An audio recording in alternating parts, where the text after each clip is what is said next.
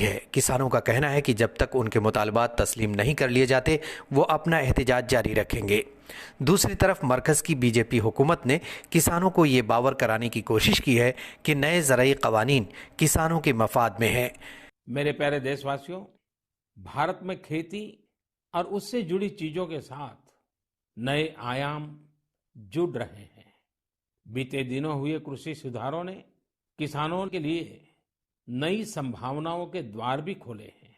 برسوں سے کسانوں کی جو مانگ تھی، جن مانگوں کو پورا کرنے کے لیے کسی نہ کسی سمے میں ہر راجنیتک دل نے ان سے وعدہ کیا تھا، وہ مانگیں پوری ہوئی ہیں۔ کافی وچار ومرش کے بعد بھارت کی سنسد نے کرشی سدھاروں کو قانونی سوروپ دیا۔ ان سدھاروں سے نہ صرف کسانوں کے انیک بندھن سماپت ہوئے ہیں، بلکہ انہیں نئے ادھیکار بھی ملے ہیں، نئے اوسر بھی ملے ہیں۔ ان ادھیکاروں نے بہت ہی کم سمے میں کسانوں کی پریشانیوں کو کم کرنا شروع کر دیا ہے۔ ان قوانین کے نفاذ سے ان کی آمدنی بڑھ جائے گی۔ کسان ملک میں کسی بھی جگہ اپنی پیداوار فروخت کرنے کے ساتھ ہی بڑے سرمایہ کاروں سے معاہدے بھی کر سکیں گے۔ یہ بھی کہا جا رہا ہے کہ ایم ایس پی یعنی کسانوں کی پیداوار پر ملنے والی کم از کم امدادی قیمت کو ختم نہیں کیا جائے گا۔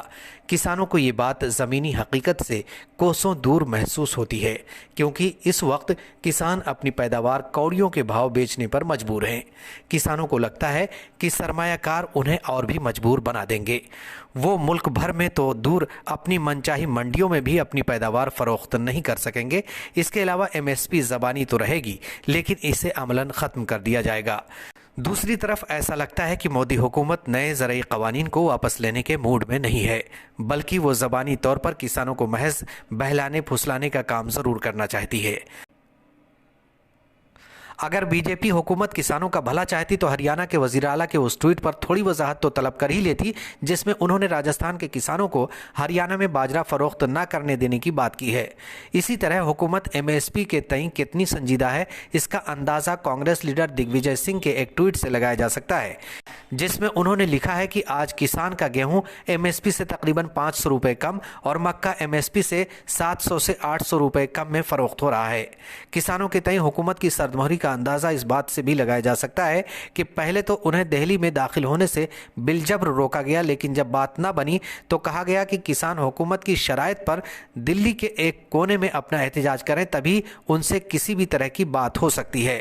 فوری طور پر کسانوں سے بات چیت کے لیے مودی حکومت کے پاس وقت نہیں۔ یہ اور بات ہے کہ امت شاہ جیسے بڑے وزراء حیدرآباد میں بلدیاتی انتخابات کے لیے تشہیری مہم تو چلا سکتے ہیں، لیکن کسانوں سے مل نہیں سکتے۔ اس دوران کسانوں کے احتجاج کو بے اثر بنانے کے لیے مودی حکومت اور بی جے پی حامی افراد نے مہم چھیڑ رکھی ہے۔ اس احتجاج کو خالصتانی اور ملک دشمن عناصر کے زیر اثر ہونے کی افواہ سوشل میڈیا اور دیگر ذرائع سے پھیلانے کی بھرپور کوشش ہو رہی ہے۔ یہی طریقہ کار شہریت ترمیمی قانون کے خلاف ہوئے احتجاجوں کے دوران بھی اختیار کیا گیا تھا۔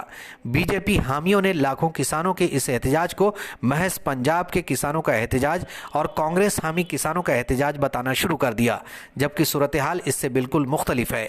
کسانوں کی ملک بھر کی درجنوں بڑی تنظیمیں اس احتجاج میں شامل ہیں۔ کوئی بھی کسان تنظیم حکومت کے ساتھ کھڑی نظر نہیں آتی۔ ہاں، یہ بات ضرور ہے کہ پنجاب، ہریانہ اور مغربی اتر پردیش کے کسان اس احتجاج میں پیش ہیں۔ اس کی وجہ یہ ہے کہ مشرقی اتر پردیش، بہار اور دیگر ریاستوں کے کسان اتنے مضبوط نہیں ہیں۔ انہیں اپنی پیداوار فروخت کرنے میں اتنی دشواریوں کا سامنا نہیں کرنا پڑتا ہے۔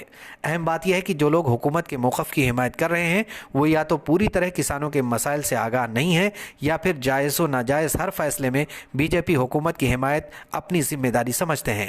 بہرکیف کسانوں نے بھی ٹھان لیا ہے کہ وہ حکومت کے ان جبریہ قوانین کو تسلیم نہیں کریں گے۔